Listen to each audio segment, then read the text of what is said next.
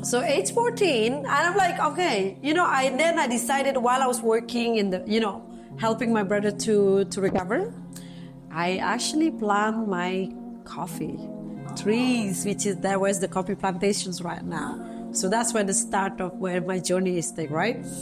And then hoping, this cannot be real, I cannot just sit here and watching my brother in bed and boiling his hot water so I can help him to take shower, clean up himself. And I was like, and at the same time, I'm just also take initiative of planting my future. So I planted my first coffee trees, which is one of our farm, while my parents was trying to get extra income so that we can recover our financially better. And then, so I planted the coffee and then helping my brothers. It was hard. So we're fighting quite a lot. And obviously part of me, as a kid, I was kind of like, in a way, blaming him for what happened to him. And it's affecting my future. So that's why it was like very intense relationship. And then that moment of my life was one of the darkest because we argue a lot. Not just me and my brother, and then also my parents, because we had to borrow a lot of money at that time, and we only depending ourselves with coffee. And then the coffee also we rely on with local brokers. So it was very, very, really dark moment of my life. So I decided, I borrowed money from my cousin, which is, on a little shop, warung in the front. I need to borrow money. And then one of the girls in the same village with me who also, I would say we are in kind of very similar situation in our financial side of it.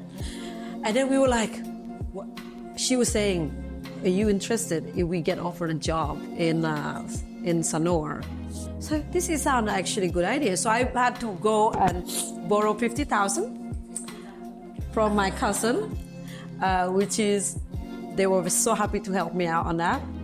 And then I went, just left my family and didn't say anything to my parents, which is, I don't know why I did that. Because I think when you're a teenager, you get angry, I'm 14. I was like, I just need to leave. and then so that's how I went. So I went to Sanur, started a job, get accommodations and all of things, learning again, picking up the word of English one by one. I have my school book with me so that I can learn word in English. And then from there, obviously, I didn't last there a long time, probably about 4 months or maybe even less than that. And then I get offered a job in a hotel in Nusa Dua, which is Laguna Hotel. And then I was picked to kind of like do Balinese dance. So I'm a dancer too. I'm a Balinese dancer. I used to be teaching as well when I was younger. And then so every guest checked in, I have to welcome them Balinese dance. So that was my second job. And then obviously I make a really good relationship with people there, the people who work there and stuff. And turned out one of the guy actually owned a restaurant in the seafood restaurants in Jimbaran. So he was obviously loved my enthusiasm, my friendliness to people, and then my willingness to have more, my ambition. So he sees the potential of me being that person, and he was like to me, would you be interested to join my place in Jimbaran? And I think you'll be great. And I was like, my God, for him to tell me that, to give me this opportunity, it's like, wow. And the salary that time was completely different too. And I was like, I can't speak English, but no, you can learn. I know you can learn. And I was like, not confident to take the job, but then he was like, no, I will help you with the team and blah, blah. So it was kind of really, really good move for me. So I decided to join his restaurant without basic of any F&B at all, because I was only 16 like that time, So I have no clue what's happening, with how you serve people, the customers. Because all I know, I have a good smile and I have ambition. My brother was living with me, and then I was just also still finishing school. And the bomb thing happened. but the tourism was collapsed. Yeah. Oh my God! So when you have you are still, I'm still young myself, but I have responsibility to my younger brother for him to have a good education, and then my parents was that time focusing on to returning the cash, and I took initiative to get a job to work. So at a couple of years, I finished my school, and then I took initiative to work in two places. So one is mobile phone counter, and then the restaurant, because when it's quiet, so there's so many recessions happen and everything, and yeah, but it wasn't last long, and then I applied a job to find myself to work abroad, basically, that's where it led me to my first job abroad is in Maldives. So I work as a receptionist in Maldives, so I was able to kind of help my younger brother to school, and at the same time also I was able to send money to my family so that they can have a little bit of breathe in fresh air after so many years of being in the dark. And yeah, so that's how I started in Maldives. And then after 6 months, I think I kind of get bored in Maldives, being teenagers and living in a small islands in the middle of the ocean, and I'm like, I cannot do this, So anyway, so then I decided to get a job in Dubai. So I went to internet cafe and looked for opportunity, and Dubai was the time was booming. So I decided to move to Dubai and work there. I was in a hotel as well, hospitality, and then I was working for the restaurants. And then this restaurant is owned by Gary Rhodes. Gary Rhodes restaurant is like, Gary Rhodes is a celebrity chef in the UK. So I'm learning very much basic, like everything by the book, like step by step, the way how you serve coffee or the serve woman first from your right hand side. And then, it was really good education. So I was never pretend to be working. I always pretend myself to be in university, because that's how the mindset. If I go to university, I have to pay for university to get this experience. And yeah, so, but then years went by, I saved money, I investing in my first cow. So yeah, I know every month I put my money aside, and while my brother also in university, so our financial is getting better, because we don't spend much cash in Dubai. So I put aside some money. I buy cows. Every month I got salaries. So that cows is being looked after by the farmers that I know in my village. So the deal it's like, I provide the cost of the cows, but they have to look after it. So at the end, when we decided to sell the cows, so whatever the money we make out of it, we divide it by 2. But my capital has to return back to me. Yeah. So yeah. Your first? That was my first business while I was in Dubai working, And then at some point, I already have like 36 cows.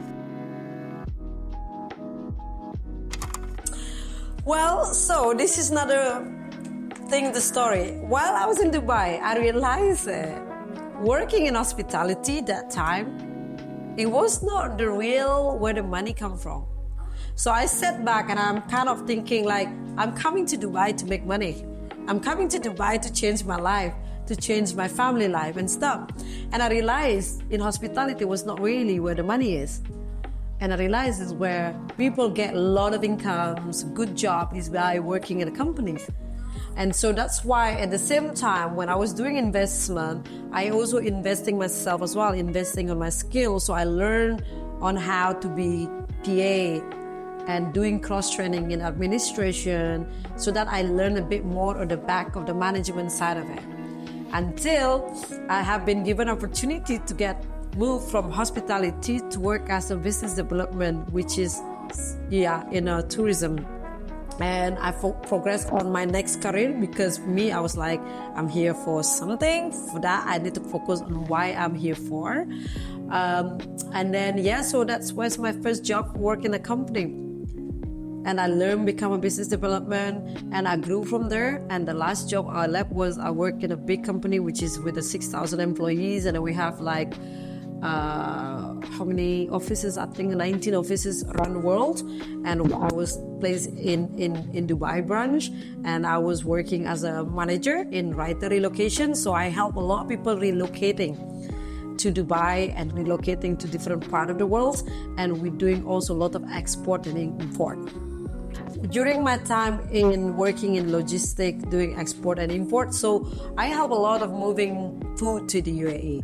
So many food that we brought from, as UAE, as you know, UAE, we don't produce food, so the food is coming from different part of the world. So yeah, I help a lot in terms of to make the food arrive fresh in the UAE. So, and then obviously chatting with my customers who I help them importing their kind of food. And then obviously the conversation is flow over coffee while I have a meeting. And I kind of like tell them like, I actually have a coffee plantations in Bali. And they were really, really shocked. Like, what? You have a coffee plantation? I was like, yeah, that is so big deal. Like, why didn't you thinking of bringing the coffee to Dubai? And that's where the kind of ideas come from.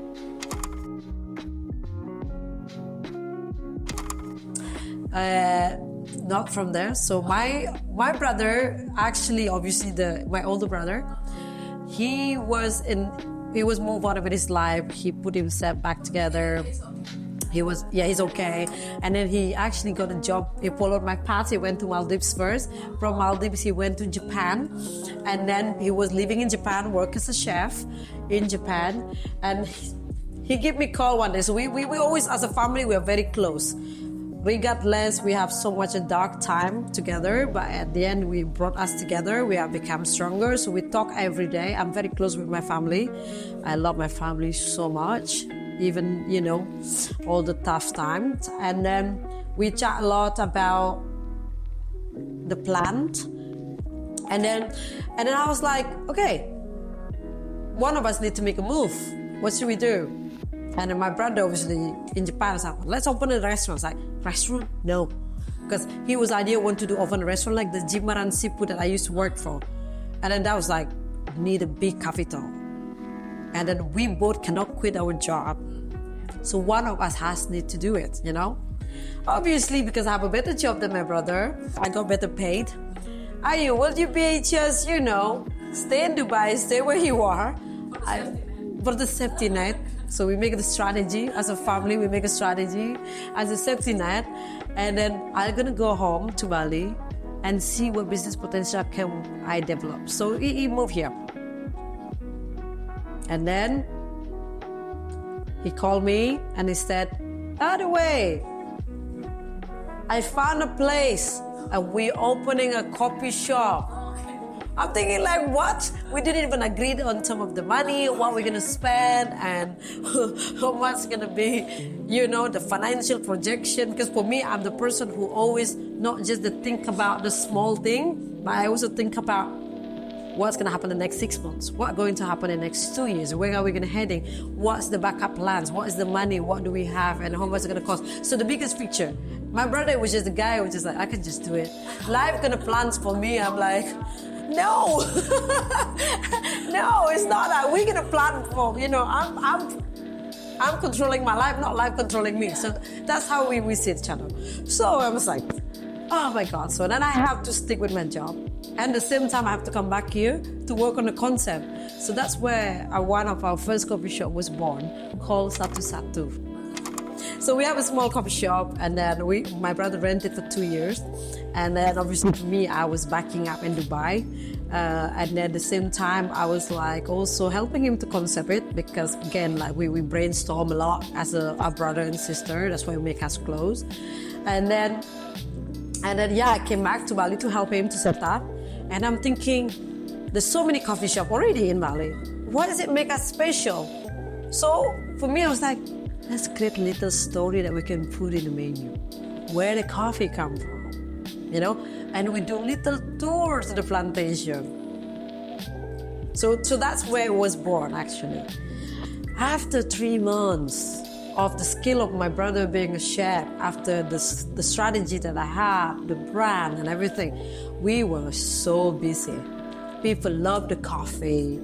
People love the plantation. People love my family. People love to help us. And we grow after like 3 months, and a lot of people are queuing to want to have the cup of amazing coffee from us. And that's where the brand idea. At the same time, I was in Dubai supporting him financially in Bali. How can I bring this to Dubai? So that's where actually, and then for me, I was thinking, I did a lot of research then. Obviously, I'm that person. I'm a deep thinker. I think a lot. And then, my brain, it doesn't stop. It's always like a clock, 24/7. Ideas, research, opportunity, because those kind of things that we don't have it from, my childhood, right? So I did a lot of research in Dubai about coffee company, how the people set up, and where all the restaurants get their coffee from. So I get more curious about what should I do. And then I'm thinking, whoa, there's a coffee company. So I learned from them what they do and everything. And at the same time, my brother was doing so well with our coffee shop in Bali. And then I was thinking, what is next? So we're building like, what's the 5 years do I see myself with the Satu Satu, right? And that's where the brand born. Yeah, so that was actually the brand born. And then I was like, start collecting the names and stuff. And then obviously few choices of name. And I feel privileged to say I was so lucky to be able to trademark the name called Bali Beans Coffee. It's very important, in my opinion, because I'm just not telling the story. I'm telling the reality of how where is the coffee come from, right? Because we live now in the world of technology and advanced media's presence and everything else. And there's so many businesses doing exactly the same, but you don't realize it's what you have actually is part of your journey. Because for me, it took me a while, to realize it, like my plantation is my crown jewels. It took me a while, but I'm so glad I realized that. And then I know for so many of us in Bali do not realize what they have. And that's the reason being I decided to quit my full-time job 5 years ago. 2017 December was my last day working for someone. And then 2018, I started to open my plantation first, because that's a very strong foundation. That's where, if you remember back to my story earlier, I started there. Exactly. I started there. So I obviously, saved a lot of money, and then working smartly of what I want to achieve, but at the same time, my investment. So I have to really learn how to juggle with this, right? And then, so we decided to open our first roastery in the plantation. Because those kind of things, you cannot get it anywhere else. That is very unique. And the experience that we give to customers, to our, people, that's what people want. People want to be connected with where is the product come from and where do my family come from and stuff. So that was actually where the Bali Beans born. And then we want to, why we call it Bali Beans, why we not call it Satu Satu, just because where our angle of business, for me as a Balinese, again, I'm a very proud Balinese. Every time I go home to Bali, when I ask for Bali coffee from Bali farmers like me, Bali coffee farmers like me, they always offer me coffee to brew. The black one, which is the lowest grade coffee you can get, right? And this is wrong. I'm sorry. I mean, I love the way we serve the coffee, but the coffee we serve, we need to change it. Yeah? So, because that's going to give you not really good image of the quality of the beans that we have. But when I remember since I was my childhood, I was busy working in the plantation. we're always giving the best quality green beans possible, to our broker. So that's why I was like, okay, how do I change this image? How do I do this? So I work with my family. We come up with, we treat our coffee not as coffee as the old time anymore, like commodity coffee. We're treating our coffee now with the way we treat wine. There are characteristics of the coffee based on how we process the coffee. So that's why while I was busy doing my own thing, making the capital, making the brand and the strategy for my branding, my parents also busy in the farm to experiment what they can do with the coffee. So instead of like picking up everything from the trees, little bit of red, little bit of green, and full red, so they decided to just pick only red cherry, the mature cherry only from the trees, right? And they're drying it, they experiment it, what is the taste like? And then we roast it lighter. And then the second method they also discover is the way how luwak process work, which is the luwak, they're very well known to pick the best cherry of the trees, right? And then what they do, luwak, is they swallow the cherry with the skin, and then they ferment it in their stomach for a few hours, and then they drop it off in the morning. So my dad come out with that called black honey process. So this is what it is actually. And then the third process, that very common one, that which is also, this is already well known by the Coffee Association, that when my dad attend a lot of classes, education in terms of processing coffee, it was like, because coffee can grow only above 700 meters of sea level, so the drying climate is very challenging, and for the farmers to be able to secure their crops so they don't have like big, like they have less chance to ruin the crop, is by removing the skin of the coffee, so then you have less skin to dry, right? So it's dry quicker.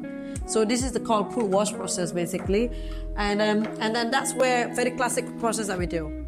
So whatever we couldn't make these two processing together, my dad just make this one, just to make sure that we have a different level. So they were so busy, and then for me, I was doing research on the roasting side of it, which machine to buy, which machine to serve the coffee from. So that's what we're creating the best quality of Bali coffee possible.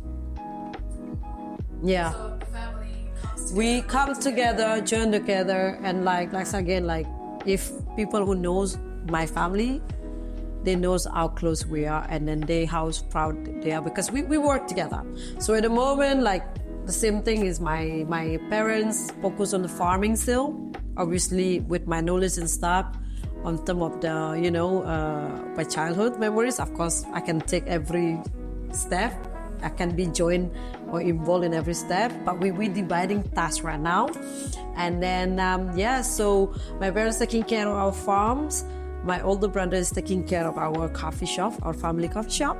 Satu-satu, we got 2 places right now, and then I'm taking care of the future of Bali Beans, which is hopefully become the crown jewels of Bali, which is with the nature. And then my younger brother is taking care of our technical, because that's why he will graduate is in IT. And then obviously with my background knowledge of I do export and import, so I'm very looking forward to the future where I can take this brand. Not just in Bali, proud brand of Balinese brand. Yes, owned by local, owned by a small girl who has a dream, who almost the dream was sabotaged, but I decided not to quit.